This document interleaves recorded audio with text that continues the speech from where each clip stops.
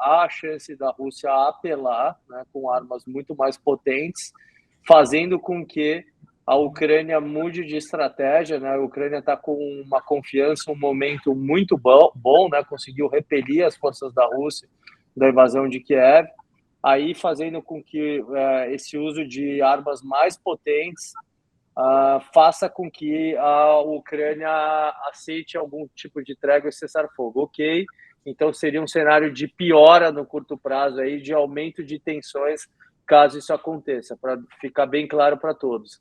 Tem um outro ponto, né? Existiam pesquisas, acho que inclusive foi o Pentágono ou alguma instituição americana que soltou que a Rússia estava gastando cerca de 10 bilhões de dólares por dia com a guerra.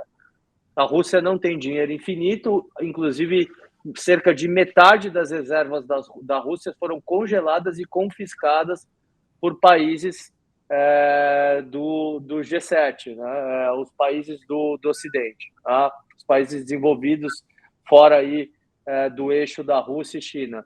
Então, como que você vê isso? Pode ter o dinheiro da Rússia? Você ouviu alguma informação com relação ao squeeze de caixa na Rússia ou não tem nenhuma informação atualizada a respeito? A dificuldade financeira deles é clara. Eles não vão conseguir sustentar essa guerra durante muito tempo pelo método convencional. Por isso que o caminho da apelação é algo que é cada vez mais real, porque é o golpe final que pode ser dado para forçar a Ucrânia a aceitar um cessar-fogo nas condições russas. Agora, isso é uma situação que para o Putin também, se ele já está isolado do mundo, para ele pode fazer pouca diferença.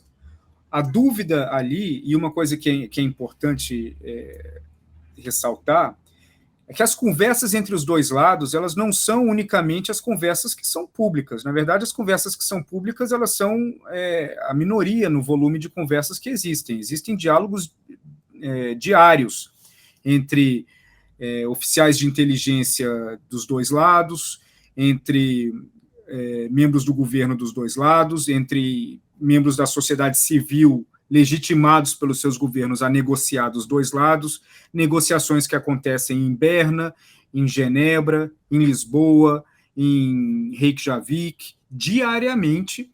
Então, os russos eles já têm todas as informações que eles necessitam para saber que o uso de armas nucleares táticas desencadearia o golpe final em cima das sanções contra a Rússia.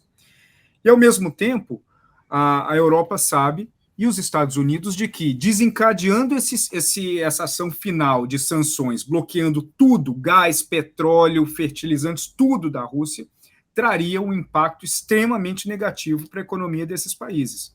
Então, os dois lados estão cientes de que as suas armas principais hoje, elas são armas de destruição mútua, pelo menos no âmbito econômico.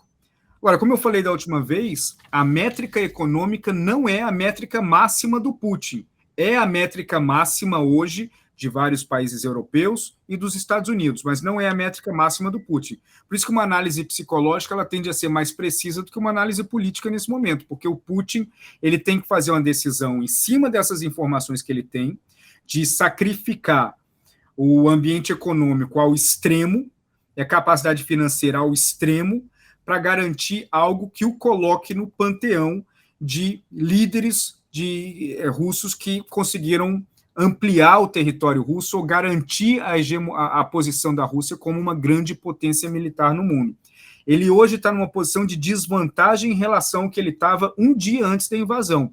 Porque um dia antes da invasão, nós tínhamos a ideia de um exército russo praticamente imbatível, uma força inigualável.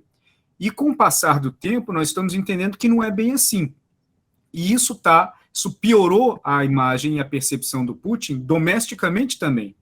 Então, à medida que isso vai piorando, a vitória precisa ser mais exemplar para justificar e cobrir todos os erros e todas as dificuldades até agora. O que você precisa de ter de vitória em uma guerra de uma semana é menor do que o que você precisa de ter de vitória em uma guerra de 2 meses.